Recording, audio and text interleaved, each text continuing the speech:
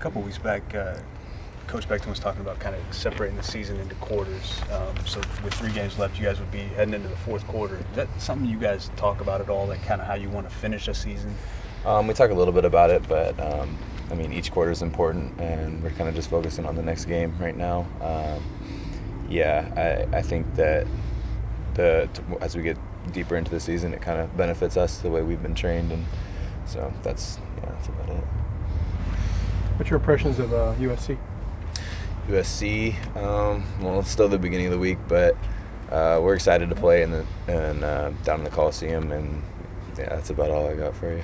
What are You can do a whole story with that. Yeah. What are your takeaways from Saturday? You hold a team that's averaging 40 points, way under their season average, and shut down their passing game to some extent.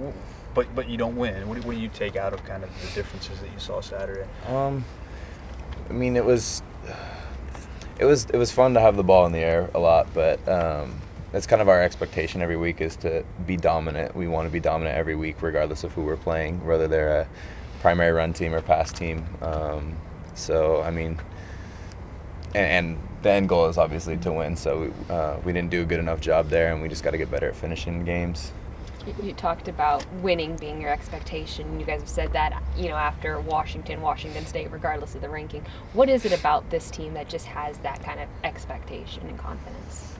The way we prepare, we kind of go in every week, and with the mindset that it's not about who we play, it's about how we play as a unit, whether that be offense, defense, or special teams.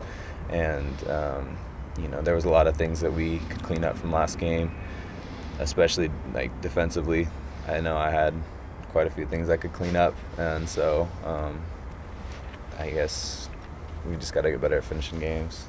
Is that part of this team's mentality in particular? It just seems like no matter the outcome, no one is completely satisfied with what happened. Yeah, I think that comes along with the culture. Like we're always trying to, if we lose a game, we're trying to figure out what we did wrong. If we win a game, we're trying to do the same thing. And I think it's good that everyone's finally adopting that mindset of not being satisfied with a loss. You guys played a graduate senior quarterback last week, and you've got a true freshman who left high school a year early this week. What's the difference for a defense being able to, deal with those two guys?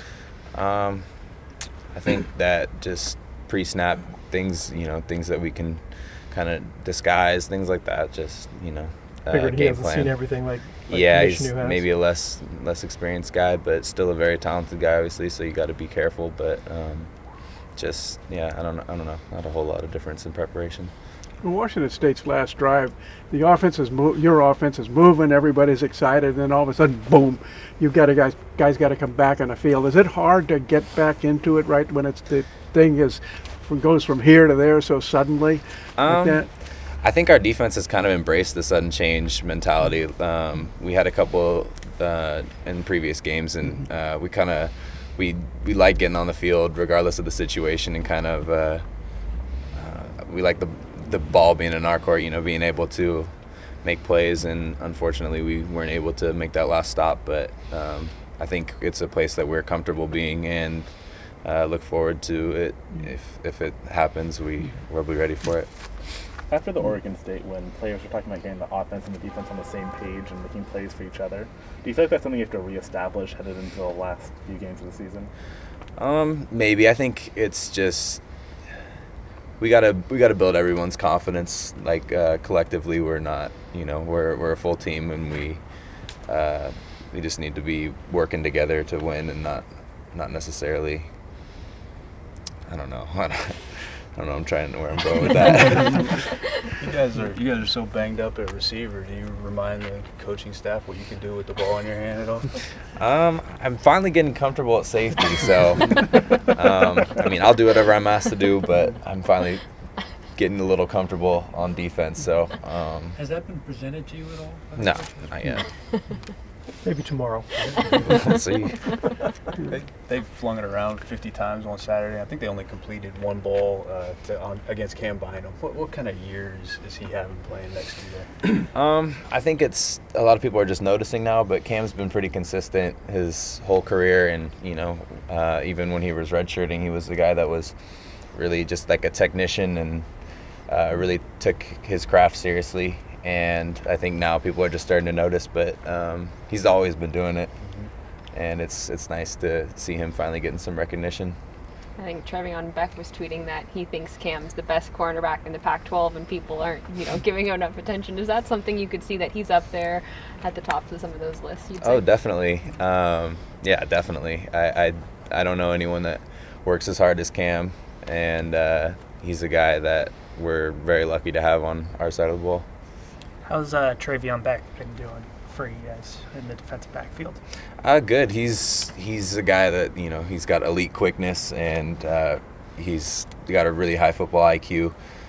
He understands what we're trying to do with the defense, and that really helps us out, along with his speed and athleticism. I didn't talk to you last week, so I have 2 leftover questions.